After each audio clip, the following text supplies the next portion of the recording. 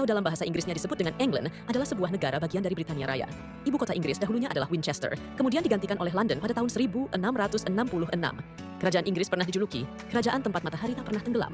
Tahun 1922, Imperium Inggris mencakup populasi sekitar 458 juta orang, kurang lebih 1/5 populasi dunia saat itu, yang membentang seperempat luas total bumi.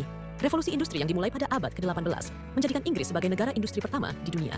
Revolusi ini menyebabkan terjadinya perkembangan besar-besaran yang terjadi pada semua aspek kehidupan manusia. London merupakan kota terbesar.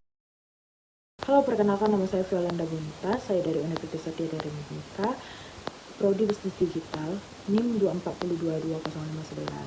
Nah, di sini saya mempelajari tentang Britania Raya Kerajaan Inggris. Pertama, pentingnya untuk memahami bahwa Kerajaan Inggris adalah entitas historis yang pada tahun 1907 bergabung dengan Kerajaan Skotlandia untuk membentuk Kerajaan Britania sejak itu. Nah, terdiri dari Inggris, Skotlandia, Wales, dan Irlandia. Penelitian tentang Britania Raya memiliki kaitan yang sangat erat. Kita lanjutkan tentang penelitian keruntuhan negara Hungaria dari teori Asketra.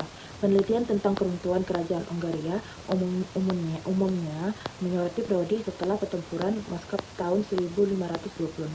Sebuah kekalahan telah Hungaria dari Kesultanan Utsmania. Keruntuhan ini bukan terjadi dalam semalam, melainkan sebuah proses yang didorong oleh kombinasi faktor internal dan eksternal. Nah, yang kedua itu pembelajaran dari Asketra untuk ketahanan negara Indonesia. Seperti teori Asketra adalah konsep geografis Indonesia yang mengisi 8 aspek seperti kehidupan nasional. Nah, di sini saya akan menjelaskan tentang aspek. Yang pertama itu gatra politik, perpecahan internal dan integritas politik di Hungaria. Contohnya itu nyata dalam kegagalan pada gatra politik.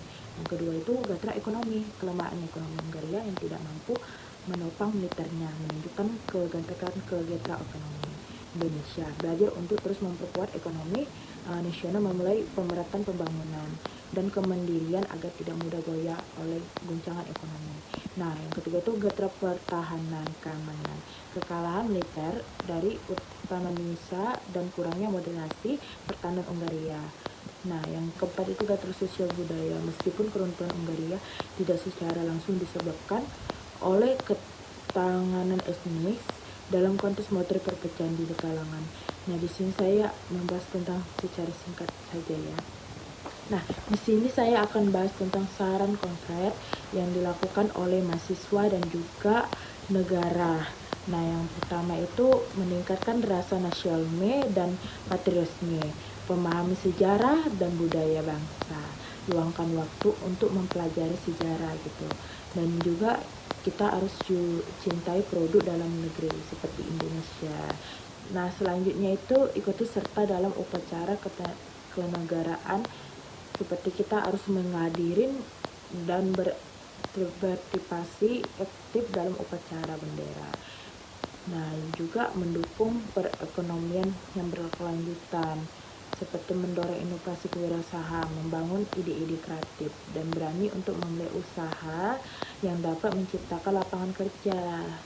Selanjutnya kita akan membahas tentang tindakan konkret mahasiswa untuk kontribusi langsung terhadap ketahanan nasional.